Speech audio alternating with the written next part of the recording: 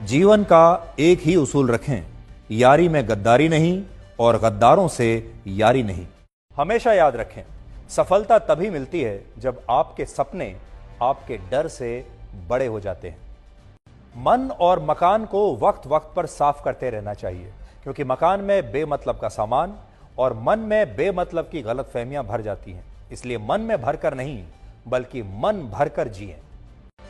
हमेशा लोगों के दिलों में सेव रहिए, क्योंकि अगर आप मोबाइल फोन की गैलरी में सेव रहेंगे तो कभी भी डिलीट हो सकते हैं। शतरंज में वजीर और जिंदगी में जमीर अगर मर जाएं तो समझिए खेल खत्म। ये कलयुग है। यहां माता पिता जानते हैं कि वो रह तो रहे हैं अपने बच्चों के घर में, लेकिन वैसे नहीं जैसे बच्चे रहते थे उनके घर में।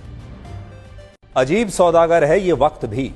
जवानी का लालच देकर बचपन ले जाता है और अमीरी का लालच देकर जवानी ले जाता है। जीवन में अच्छी यादों का अचार डालिए जो दिल के मर्तबान में सालों साल रखा रहे, और बुरी यादों की चटनी बनाइए ताकि वो 2 दिन में ही खत्म हो जाए। जिंदगी और चाय एक जैसी होती हैं, जैसे ही मजा आने लगता है तब खत्म हो जाती हैं। जीवन में आप कितने भी अच्छे कर्म कर लें, तारीफ तो शमशान में ही होगी। कड़वा सच यह है कि मृत्यु के बाद इंसान का सारा सामान दान कर दिया जाता है, लेकिन उसका कमाया हुआ सारा धन आपस में बांट लिया जाता है। जीवन एक कलम यानी पेन की तरह है। इससे पहले कि इसकी स्याही खत्म हो जाए, आप अपनी कहानी लिख दीजिए। छाता और दिमाग तभी काम करते हैं जब वो खुले हों, क्योंकि बंद होने पर दोनों ही बोझ लगते हैं। शिक्षा एक ऐसा वृक्ष है जो दिल में उगता है, दिमाग में पलता है और जुबान से फल देता है। जिंदगी को समझना बहुत मुश्किल है, क्योंकि कोई सपनों की खातिर अपनों से दूर रहता है और कोई अपनों की खातिर सपनों से दूर रहता है।